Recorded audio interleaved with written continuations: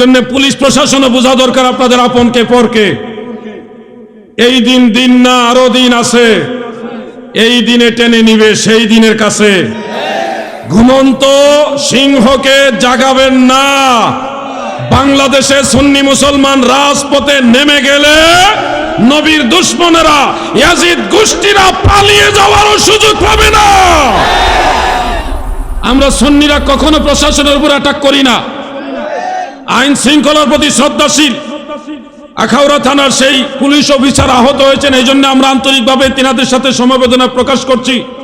এবং সত্যিকার যে এই আক্রমণটা করেছে, ঢিলটা ছুঁড়েছে, তাকে তদন্তের মাধ্যমে বের করে এনে আইনের আওতায় এনে শাস্তির আওতায় নিয়ে এনে তাকে দৃষ্টান্তমূলক শাস্তি দেওয়া হোক, সেটাও আমরা চাই।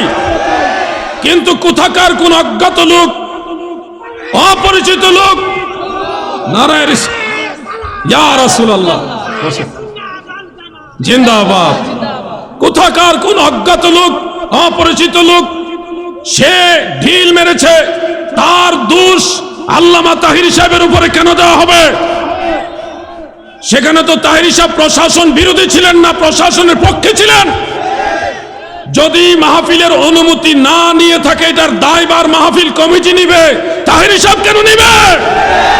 তিনি তো মেহমান, গেস্ট। প্রশাসন এসে বলছে এটার অনুমতি নাই, তিনি নেমে গেছে, মাইক ছেড়ে দিয়েছে কয়েক মিনিটের মধ্যে। আইনের প্রতি উনি শ্রদ্ধা দেখিয়েছেন। কমিটি পারমিশন নিতে না পারলে এটা কমিটির দোষ হবে। আমাদের সুন্নি আলেমদেরকে ছলে বলে কৌশলে তিনারা একটা চক্রান্ত করে সুন্নিদেরকে তারা বাইস্ট করতে চায়। মনে রাখবেন, শুধু তাহির সাহেব নয়, বাংলার জমিনে কোন সুন্নি আলেমের উপরে যদি অন্যায়ভাবে আচরণ করা হয়, সেটার পাল্টা জবাব সুন্নি জনতা দিবে। প্রয়োজনে ৭১-এর পরে ২৪ হয়েছে, ২৪-এর পরে আরেক ৭১ বাংলার জমিনে কায়েম হবে ইনশাআল্লাহ। সুন্নিরা নরম নয়, তারা শান্তিপ্রিয়। আমরা আইনের প্রতি শ্রদ্ধা রেখে বলছি, প্রশাসনের সকল ভাইদেরকে আপন ভাইয়ের মতো ভালোবেসে বলছি, আমাদের তাহিরি সাহেব সহ কোন সুন্নি আলেমের বিরুদ্ধে কোন ধরনের ষড়যন্ত্রমূলক মিথ্যা মামলা চলবে না। এগুলি প্রত্যাহার করার বিনয়ের সাথে অনুরোধ করছি। আমরা আপনাদের শত্রু না, আপনাদের শত্রু হইল ওই ওয়াহাবি নজদির গোষ্ঠীরা। যখন বাংলাদেশে এতগুলি পুলিশ সদস্য নিহত হয়েছে, তখন এই সুন্নি মুসলমানরা আপনাদের জন্য চোখের পানি ফেলেছে, দোয়া করেছে। আমরা আইনের প্রতি শ্রদ্ধাশীল বিদায় এটা দুর্বলতা মনে করবেন না। যারা আইন প্রশাসনকে সম্মান করে না, তাদেরকে তেল দেন, নমনম করেন। আর আমরা সম্মান করি বিদায় আমাদের সবসময় বাস দিবেন, এটা ঠিক না। এই কথাটা আমার বাবাকে, বাজানকে সামনে রেখেই বললাম। দুই একটা প্রশ্ন আছে, আমার বাজান বেয়াদবি নিয়েন না। বাজান, আমি তো আপনার সন্তান, আপনার কদমে ক্ষমা চেয়ে বাবা আমি ২-৩টা প্রশ্ন উত্তর দিতে চাই, আপনার অনুমতি চাইলে। আচ্ছা, বাজান অনুমতি দিচ্ছে, বলেন মারহাবা। প্রশ্নগুলি আপনাদের এলাকারই। সেটা হলো, বাংলাদেশে আমরা সুন্নি মুসলমান সবসময় শান্তিপ্রিয়, প্রশাসন বান্ধব, আইন শৃঙ্খলার প্রতি অনুগত। সেই সুবাদে আমাদের পীর মাশায়েখদেরকে নিয়ে দরবার, খানকা, বিভিন্ন ধর্মীয় কাজ নিয়ে আমরা পড়ে থাকি। আমরা কখনো উগ্রতা ও শৃঙ্খলতা এগুলির সাথে জড়িত না। তাসাউফপন্থী মানেই মানুষকে খাওয়ায়, তরিকতপন্থী মানে জিকির আজকার করে মানুষের সাথে ভালো সম্পর্ক রাখে। কিন্তু আমরা দেখছি দেশের প্রেক্ষাপট চেঞ্জ হওয়ার পর থেকেই আমাদের সুন্নি জামাতের অনেকগুলো পীর বুজুর্গ যারা আছে, তাদের মাজারগুলো ভেঙ্গে দেওয়া হয়েছে। এরপরেই বিভিন্ন দরবারে দরবারে খানকায় আক্রমণ করে বিভিন্ন দরবার লুটপাট করা হয়েছে। এরপরেই তারা টার্গেট করেছে আহলে সুন্নাত ওয়াল জামাতের সুন্নি আলেমদেরকে। আমরা দেখেছি গতকাল আমাদের সুন্নি জামাতের উজ্জ্বল নক্ষত্র, আমাদের সকলের ভালোবাসার মানুষ মুফতি গিয়াসউদ্দিন আত-তাহিরি সাহেবকে ষড়যন্ত্রমূলক মিথ্যা মামলা দিয়ে হয়রানি করার অপচেষ্টা চালানো হচ্ছে। আমরা নিজে শুনেছি, রেকর্ডে রয়েছে, তাহেরি সাহেব ওই মাহফিলের মধ্যে প্রশাসনের প্রশংসা করেছে, পুলিশ প্রশাসনকে সাপোর্ট দিয়ে কথা বলেছে, তাদের সহযোগিতা করার কথা বলেছে। পুলিশ প্রশাসনের লোকেরা তারা আমরার লোক, আমরা তাদের লোক, এইভাবে আন্তরিকতার সাথে তাহেরি সাহেব কথা বলেছে। কোথাকার কোন অজ্ঞাত লোক তৃতীয় পক্ষ হিসেবে পুলিশের একজন ভাইয়ের উপরে, তারাও আমাদের ভাই, পুলিশের উপরে আঘাত আসলে আমরা কষ্ট পাই, কারণ প্রশাসনকে আমরা ভালোবাসি। তারা আমাদের কারো না কারো ভাই, কারো না কারো সন্তান, কারো না কারো পরিবারের লোক। একজন পুলিশ সদস্যের মাথায় আঘাত পেয়েছে, তিনি আহত হয়েছেন, এটার জন্য আমরা দুঃখ প্রকাশ করছি। আলোচনা করি, আপনাদের বসা উপস্থিতি থাকলে ভালো লাগবে। ভিতরে আসেন, যুবক ভাইরা আসেন, সবাই আসেন। আর যদি মনে করেন না হুজুর আমি দাঁড়াই শুনবো, তাহলে দাঁড়াই থাকেন, যাইয়েন না। এটা যাওয়ার চাইতে দাঁড়াই থাকা ভালো। কিছু কইবেন? আমাদের আজকে মাহফিলের প্রধান আলোচক কিন্তু হয়ে গেছে। এরপরে আমরা আমাদের হুজুরের পরে কিন্তু আজকে মাহফিলের প্রধান আলোচক বক্তব্য করবেন আমাদের জানাল আবেদী। জি ইনশাআল্লাহ। মোহাব্বতে পড়ুন আল্লাহুম্মা সাল্লি আলা মাওলানা মুহাম্মদ ওয়া আলা, পড়েন না, জোরে পড়েন না, মাওলানা তুমি আল্লাহর প্যারা হাবিব, তোমার সাথে তুলনা কার, তোমার মতো আরশ ভ্রমণ করে নাই কোন পয়গম্বর। আল্লাহুম্মা, মাশাআল্লাহ, মাওলানা মুহাম্মদ ওয়া আলা আলি মাওলানা। প্রিয় ভাইয়েরা আমার, যদিও প্রশ্ন এসে গেছে, আমি আর একটু পরে নেই প্রশ্নগুলি, নাকি একটু পরে নেই। আমি আরো কয়েকটা কথা হালাল হারাম নিয়ে আরো গুরুত্বপূর্ণ কয়েকটা কথা বলবো। যে কথাটা উঠে গেছে এটাও কিন্তু আমাদের সবার জানার দরকার।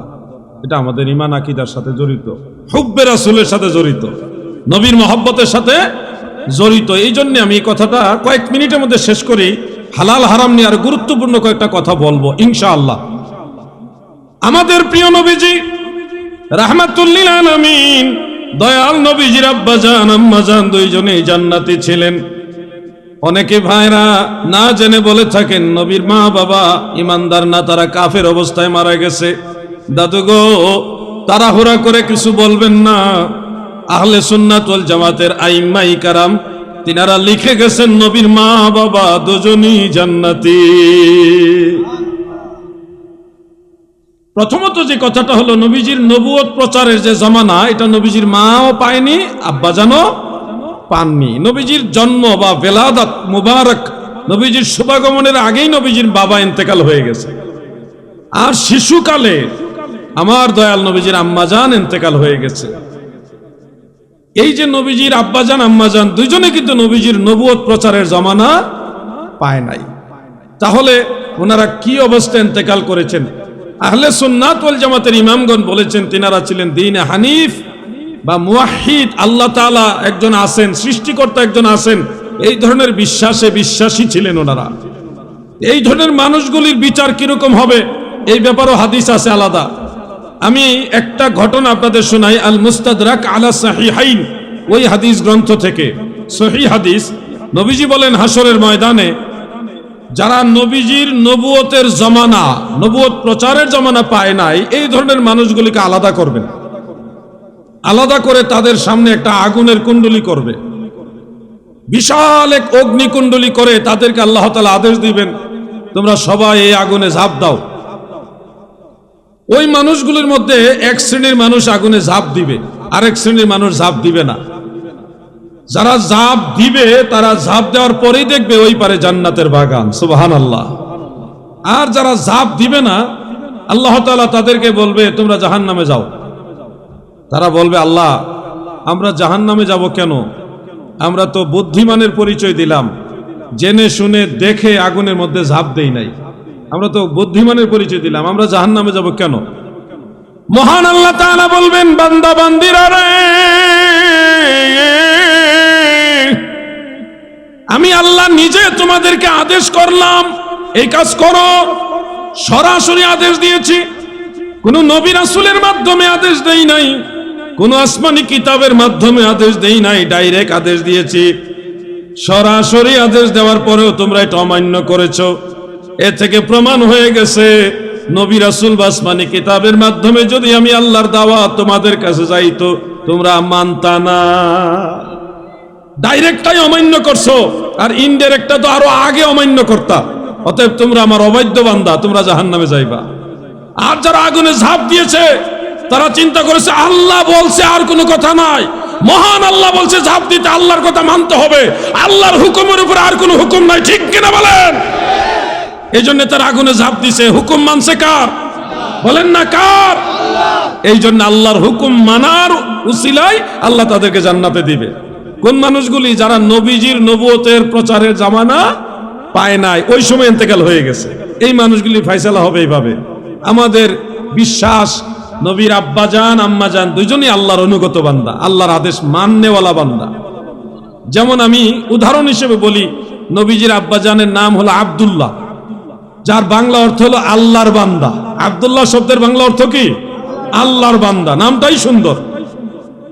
এরপরে আপনারা জানেন জামিউল আসারের মধ্যে ইমাম ইবনু নাসিরউদ্দিন দিমাশকি রহমাতুল্লাহ আলাইহি অনেকগুলি আসার উল্লেখ করেছেন, রিওয়ায়াত উল্লেখ করেছেন, যেখানে রয়েছে নবীজির আব্বাজান হযরতে আব্দুল্লাহ রাদিয়াল্লাহু আনহু বিবাহ করার পূর্বে ওনার কপালের মধ্যে নূরে মুহাম্মাদি ছিল। এই নূরে মুহাম্মাদি দেখে আরবের সুন্দরী রূপসী তন্নি নারী যারা ছিল সবাই ওনার সাথে বিবাহ বন্ধনে আবদ্ধ হওয়ার জন্য পাগল পারা ছিল। প্রস্তাব দিয়েছে, তুমি আমাকে বিয়ে করো, আমার যত সম্পদ আছে সব তোমাকে দিয়ে দিব। প্রস্তাব দিয়েছে, তুমি আমার সাথে বিবাহ বন্ধনে আবদ্ধ হও, আমি তোমার যা চাওয়া আছে সব দিব, সারা জীবন তোমার কথা মানব। এইভাবে বিভিন্ন কুপ্রস্তাব এসছে, কারো কুপ্রস্তাব নবীজির আব্বাজান গ্রহণ করেননি, বরং তৎকালীন যে শরীয়ত প্রচলিত ছিল সেই শরীয়তের আইন মোতাবেক নবীর বাবা বিবি আমেনাকে বিবাহ বন্ধনে আবদ্ধ হয়ে বিবাহ করেছেন। নিয়ম মাফিক অবৈধ সম্পর্কে তিনি জড়িত হননি। তার মানে বোঝা যাচ্ছে পর্যাপ্ত সুযোগ থাকার পরেও তিনি অবৈধ কোনো শারীরিক সম্পর্কে কোনো নারীর সাথে সম্পর্কিত হননি। এ থেকে বোঝা যায় নবীজির আব্বাজান ধার্মিক ছিলেন, আল্লাহ তাআলাকে ভয় করেনেওয়ালা মুত্তাকি ছিলেন। এই মানুষকে আমরা অবশ্যই বিশ্বাস করি আখেরাতে তিনি আল্লাহর কথা মানবেন। দ্বিতীয়ত নবীজির মা আমেনা, আমার দয়াল নবীজি দুনিয়াতে যেদিন শুভাগমন করবেন সেই দিন মা আমেনার সেবা করার জন্য 3 জন মতান্তরে 4 জন নারী ঘরে এসেছিলেন। তারা কারা জানেননি? লম্বা দীর্ঘদেহী অনেক সুদর্শনা সুন্দর অনেক নারীগণ এসে প্রথম একজনে আমেনাকে সালাম জানাইয়া বলে, আমেনা গো, তুমি ভয় পাইও না, আমি তোমার মা হযরতে হাওয়া আলাইহাস সালাম, আদম নবীর স্ত্রী। আল্লাহ তাআলা আমাকে তোমার কাছে পাঠাইছে তোমার সেবা যত্ন করার জন্য। দ্বিতীয় জন সালাম দিয়ে বলে, আমেনা গো, আমি ঈসা নবীর মা মারিয়ম, ঈসা নবীর মা হযরতে মারিয়াম আলাইহাস সালাম, তোমার খেদমত করার জন্য আমার আল্লাহ আমাকে পাঠাইছে।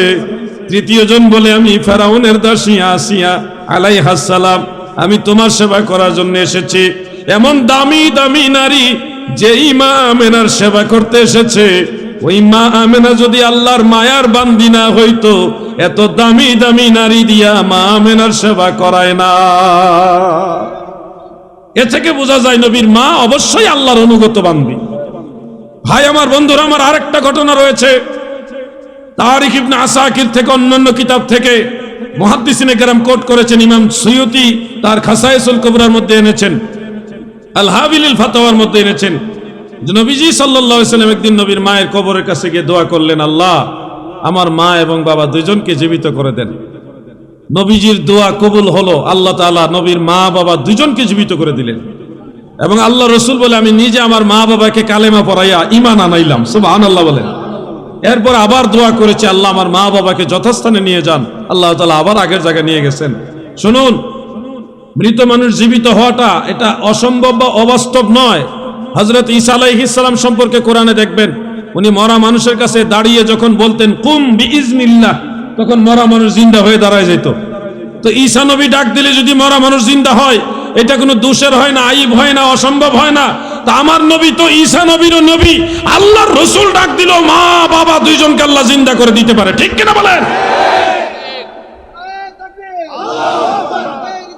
ইয়া রাসূলুল্লাহ, আমার নাম লাগবে না। আহলে সুন্নাত ওয়াল জামাত, আমার দাদু ভাইরা গো, মুহাদ্দিসিনে কেরাম এই হাদিস থেকে বলেছে নবীর মা বাবা এইভাবে নবীর প্রতি ঈমান এনে মুসলমানও হয়েছেন। এই জন্য মনে রাখবেন, একটা হাদিস রয়েছে যে মুসলিম শরীফের মধ্যে উল্লেখ। একজন সাহাবী এসে জিজ্ঞাসা করলেন, ইয়া রাসূলুল্লাহ আইনা আবি, ওগো নবী আমার বাবা কোথায়? আমার বাবা ইন্তেকাল হয়েছে, তিনি কোথায় আছে, জান্নাতে না জাহান্নামে? প্রিয় নবীজি বললেন, ফাকালা ফিন্নার, তোমার বাবা সিজ্জিনে জাহান্নামের আগুনের মধ্যে আছে। তখন সে মনক্ষুণ্ণ হয়ে চলে যাচ্ছিলেন। আল্লাহর হাবিব তাকে ডেকে বললেন, ইন্না আবি ওয়া আবাকা ফিন্নার, নিশ্চয় আমার বাবা তোমার বাবা দুজনেই জাহান্নামের আগুনে আছে। এই হাদিসের ব্যাখ্যায় মুহাদ্দিসিনে কেরাম বলেছেন, এখানে আবুন শব্দ দ্বারা চাচা বোঝানো হয়েছে, আবু তালেব ওনাকে বোঝানো হয়েছে, সরাসরি নবীজির জন্মদাতা বাবাকে বোঝায়নি। আর হাদিসের মূল ভাবার্থটা, অরিজিনাল যে হাদিসটা, এটা সুনান ইবনে মাজাহ শরীফ এবং মুসনাদ বাজ্জারে হযরত সাদ ইবনে আবি ওয়াক্কাস এবং হযরত আব্দুল্লাহ ইবনে ওমর রাদিয়াল্লাহু আনহুমা, এই দুইজন সাহাবী থেকে বর্ণিত রয়েছে, যেখানে এইভাবে রয়েছে, একজন লোক এসে বললেন, ইয়া রাসূলুল্লাহ আমার বাবা কোথায়? নবীজি বললেন, তোমার বাবা জাহান্নামে। সে মনক্ষুণ্ণ হয়ে চলে যাচ্ছিলেন। নবীজি তাকে ডেকে বললেন, ইজা মারারতুম আলা কবরি মুশরিকিন ফাবাশশিরহু বিন্নার, তোমাদের কেউ যখন কাফের বা মুশরিকের কবরের কাছ দিয়ে যাবে, তাকে জাহান্নামের সুসংবাদ দিবে। এখানে নবীর বাবা জাহান্নামী এই ধরনের কোনো কথা উল্লেখ নাই। এই হলো অরিজিনাল ঘটনা। মুসলিম শরীফে যেটা আসছে, এখানে বর্ণনাকারী হাম্মাদ ইবনে সালামা রাহমাতুল্লাহ আলাইহি, তিনি এটা ব্যতিক্রম ভাবে বর্ণনা করেছেন। হাম্মাদ বিন সালামা উনি রাবি হিসেবে সেকা, কিন্তু উনি হাদিস বর্ণনা করার সময় ভুল করত। ইমাম জাহাবি এটা উল্লেখ করেছেন, হাদিস বয়ান করার সময় ভুল করত। তার প্রমাণ হলো এই হাম্মাদ বিন সালামার অন্যান্য ক্লাসমেট যারা, সহপাঠী যারা, উনারা উনাদের উস্তাদ থেকে সাবেত আল বুনানি থেকেই, যার থেকে হাম্মাদ বিন সালামা বর্ণনা করেছেন, তার অন্যান্য ছাত্ররা বর্ণনা করেছে যেখানে নবীর বাবা জাহান্নামী এই কথা নাই। শুধু হাম্মাদ তিনি নবীর বাবার কথা উল্লেখ করেছেন। এ থেকে বোঝা যাচ্ছে যে হাম্মাদের বর্ণনার মধ্যে কোনো না কোনো কিলোকাল আছে। ধরেন একজন উস্তাদের 4 জন ছাত্র, 3 জনে কইতাছে উস্তাদ এমনে বলছে, আর একজনে কয় এভাবে বলেন ওইভাবে বলছে। একজনের কথা প্রাধান্য দিবেন না 3 জনের কথা প্রাধান্য দিবেন? ওই 3 জন বলছে নবীর বাবার কথা ওখানে নাই, আর একজনে বলতেছে নবীর বাবা জাহান্নামী। এই জন্য মুহাদ্দিসিনে কেরাম বলেছেন যে হাম্মাদ বিন সালামার বর্ণিত এই অংশটা হলো শায, এটা দলিল হবে না, অথবা এটা মুদ্রাজ। এইভাবে মুহাদ্দিসিনে কেরাম রায় দিয়েছে নবীর মা বাবার ক্ষেত্রে এই হাদিস দলিল না। ইবনে মাজাহ শরীফ এবং মুসনাদ বাজ্জারের হাদিস অনুযায়ী নবীর মা বাবা দুজনেই জান্নাতি, ওনাদেরকে কাফের মুশরিক বলা যাবে না। আল্লাহ যেন সবাইকে বোঝার তৌফিক দেন, বলে না আমিন। এবার হালাল ও হারাম সম্পর্কে ছোট্ট করে 2টা কথা বলি, না বললে হক আদায় হবে না। একটা হালাল আর হারামের গুরুত্বপূর্ণ মাসআলা হলো, বর্তমান সমাজে আমাদের প্রত্যেকটা বাড়ি বাড়ি ঘরে ঘরে ঢুকে গেছে, সেটা হলো সুদ। সুদের ওয়াজ করলে অনেকে খুশি হবেন না আমি জানি। এইখানে যারা আছেন আপনারা অধিকাংশই সুদের সাথে জড়িত।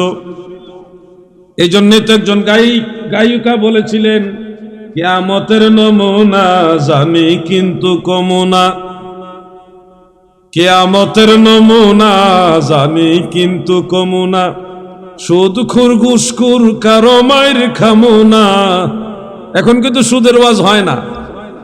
আগে যারা সুদের বিরুদ্ধে ওয়াজ করতো এখন তারা সুদের ওয়াজ করে না, হঠাৎ জবান বন্ধ হয়ে গেছে। কিন্তু আমরা সুন্নি আলেমরা আগেও সুদের ওয়াজ করছি, এখনো সুদের ওয়াজ করি, বন্ধ না। কিয়ামত পর্যন্ত সুদের ওয়াজ চলবে। কি বলেন আপনারা? আপনারা বলেন সুদ হালাল না হারাম? জবান খুলে বলেন হালাল না হারাম?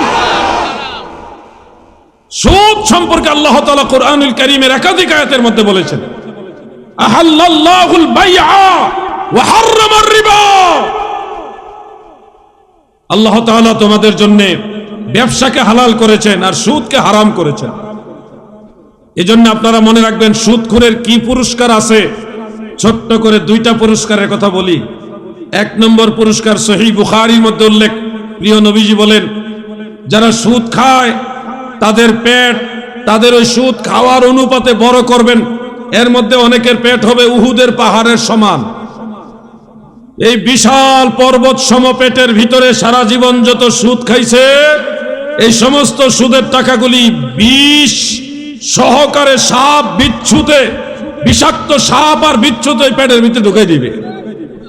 এই বিষাক্ত সাপ আর বিচ্ছুগুলো পেটের ভিতরে যে বিষ দাঁত দিয়ে কামড় দিবে গো, বিষের যন্ত্রণায় চিৎকার মেরে মেরে সে কাঁদবে।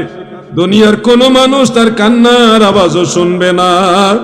এই সুদখোরের আযাব হলো এটা। আপনারা চান নি এরকম আযাব? আওয়াজে বোঝা যায় অনেকে চান। সুদখোরের এই আযাব হবে, আপনারা কি চান? তাহলে বলেন সুদ কি খাবেন না বন্ধ? সুদ কি চলবে না বন্ধ?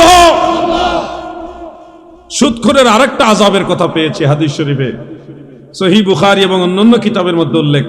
আল্লাহ তাআলার হাবিব আমার দয়াল নবীজি বলেন, হাসর ময়দানে সুদখোরের বিচার এইভাবে করা হবে, রায় দিবে। এই সুদখোরের জন্য বড় এক নদী বানাবে, লেক বা হ্রদ বানাবে, যার চতুর্দিকে পার আছে, কিনার আছে, অনেক বড় লেক। এই লেকের মাঝখানে মানুষের পচা রক্ত, পচা পুজ, এগুলি আল্লাহ তাআলা জমাইয়া লেকের মধ্যে ঢেলে দিবেন। ওই পচা রক্ত, পচা পুজগুলোকে জাহান্নামের আগুন দিয়ে গরম গরম তাপমাত্রা দিয়ে হিট করবে, একেবারে কঠিন গরম করবে। এমন গরম করবে গো, চামড়ার মধ্যে এই পচা রক্ত, গরম রক্তগুলি লাগার সাথে সাথে চামড়াগুলি খসে পড়ে যাবে, গোস্তগুলিও খসে পড়ে যাবে।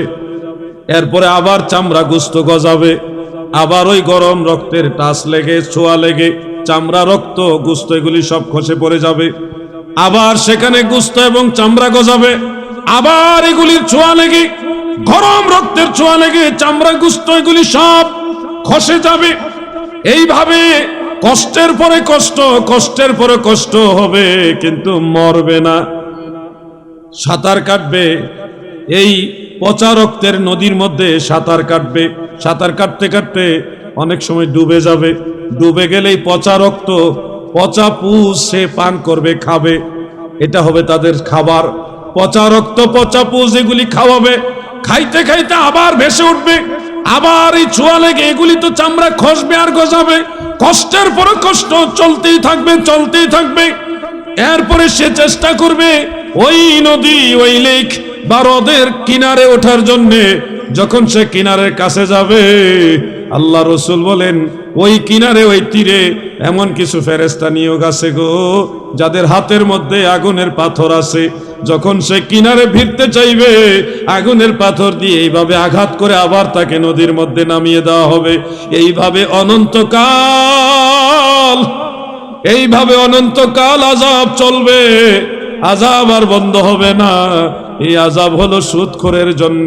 আমি জানতে চাই কিশোরগঞ্জের নবীর প্রেমিকারা গো,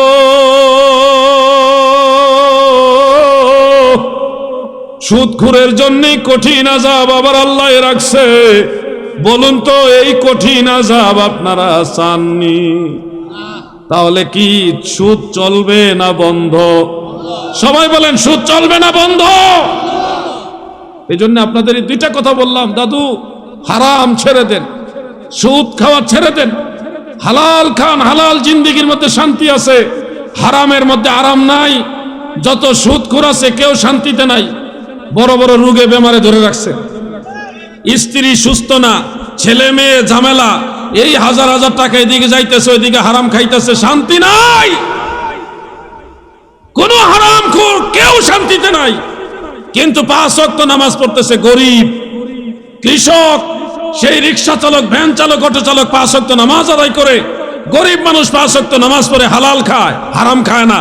দেখবেন এশারের নামাজ পড়ে ডাল ভাত খেয়ে ঘুমাইছে, শুইছে, সাথে সাথে ঘুমাইসা যায়। কথা ঠিক কিনা ভাই? এই জন্য আমাদেরকে মনে রাখতে হবে আমরা শান্তি চাই। আমরা কি চাই বলেন না? কি চাই?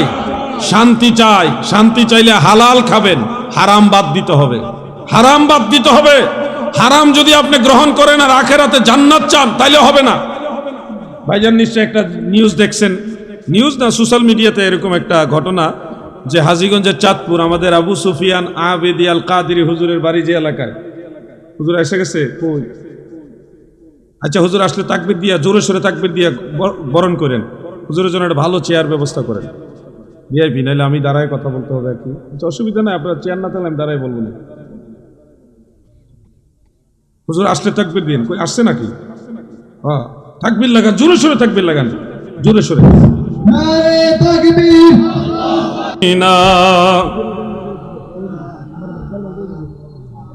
আমাদের মঞ্চে বাংলাদেশের প্রবীণ আলেমে দ্বীন আল্লামা আবু সুফিয়ান আবিদি আল কাদিরি সাহেব মাদ্দাজিল্লাহুল আলী হুজুর, তিনি উপবিষ্ট রয়েছেন, উপস্থিত হয়ে গেছেন।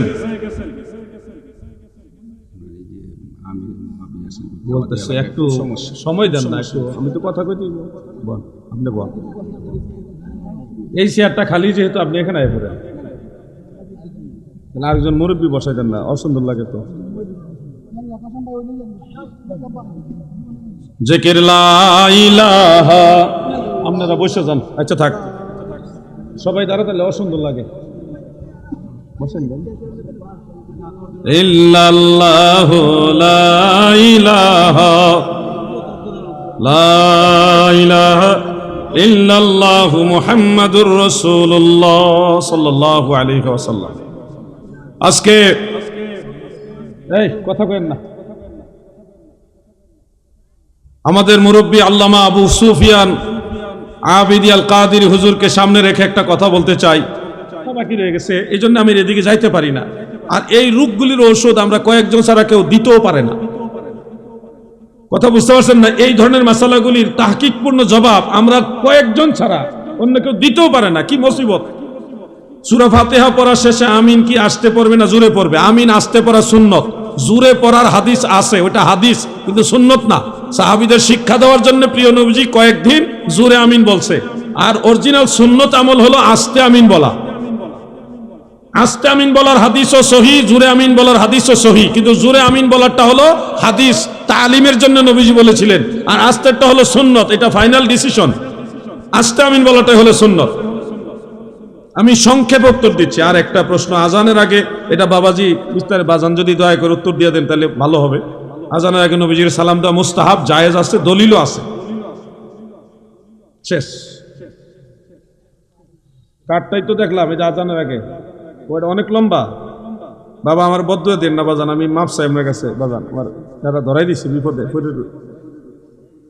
এক বক্তা বলেছে ফরজ নামাজের পরে সম্মিলিত হাত তোলা জায়েজ নেই। এটা দলিলটা কি? জায়েজ নাই। এই ফতোয়াটা কোন ইমামে দিছে, কোন মুজতাহিদে দিছে?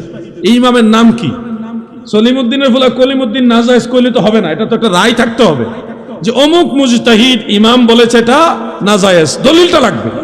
আমরা জায়েজ এবং সুন্নত হিসেবে করি দুইটা হাদিসের উপর আমল করি। এক নম্বর হাদিস যে أن عن أبي هريرة رضي الله عنه قال كان رسول الله صلى الله عليه وسلم رفع يديه بعدما سلم وهو مستقبل القبلة। সহিহ হাদিস, নবীজি ফরজ নামাজের পরে হাত তুলে দোয়া করেছেন। নবীজি যা করেছেন তা জায়েজ, সুন্নত। তো নবীজি নামাজের পরে হাত তুলে দোয়া করেছেন, এটা এক হাদিস। আর আরেক হাদিস হলো وعن سلمان رضي الله عنه قال قال رسول الله صلى الله عليه وسلم ما رفع قوم أكفهم إلى الله تعالى إلا كان حقا على الله أن يدعى في أيديهم الذي سألوا رواه الطبراني في الكبير رجاله ثقات। নবীজি বলেছে যখন এক দল মানুষ একসাথে মিলে সম্মিলিত দোয়া করে, ওই দোয়াটা নিশ্চিত কবুল হয়ে যায়। সুবহানাল্লাহ। তাহলে নামাজের পরে হাত তুলে দোয়া করা এক হাদিস, আর সম্মিলিত দোয়া করা আরেকটা হাদিস, দুইটাই সহিহ হাদিস। নামাজের পরে দোয়া করাও সুন্নত, সম্মিলিত দোয়া করাও সুন্নত, আমার নবীজির সহিহ হাদিস দ্বারা প্রমাণিত। বিস্তর আলোচনা আছে এই ব্যাপারে। আপনারা চাইলে প্রিয় নবীজির সালাত এই বইটা দেখে নিতে পারেন। এটা 500 টাকা হাদিয়া। অনেক নামাজের যত মাসালা একসাথে এটার মধ্যে পেয়ে যাবেন। মাযহাব মানা কি ফরজ? যারা মুকাল্লিদ, আলেম না, মুজতাহিদ না, তাদের জন্য মাযহাব মানা ফরজ, নাইলে তারা গুমরা হয়ে যাবে। আর যদি মুস্তাহিদ হয় তার জন্য ফরজ না, কারণ সে নিজেই কোরআন হাদিস থেকে মাসালা বের করে চলতে পারবে। যারা নিজেরা কোরআন হাদিস থেকে মাসালা বের করতে পারে না, ওরকম জ্ঞানী না, তারা তো কোনো না কোনো ইমামকে অনুসরণ করতে হবে, নাইলে তারা গুমরা হয়ে যাবে। তারা তো নিজে নিজে, আপনারা বলেন নামাজের 13টা ফরজ কোন কোন দলিলে আসছে, 14টা ওয়াজিব কোন কোন দলিলে আসছে, সব কি আপনারা জানেন? এগুলি ইমামরা বলে গেছে, ওই ইমামদের কথা অনুযায়ী আপনারা মানতেছেন। ইমামরা কেমনে বলছে? কোরআন এবং সহিহ হাদিস গবেষণা করে বলছে। তাহলে যারা কোরআন হাদিসের ব্যাপারে পর্যাপ্ত জ্ঞান নাই, তারা অবশ্যই ইমামদেরকে অনুসরণ করতে হবে। আর যাদের পর্যাপ্ত জ্ঞান আছে তাদের জন্য মাযহাব লাগবে না, তারা ডাইরেক্ট কোরআন হাদিস মানবে।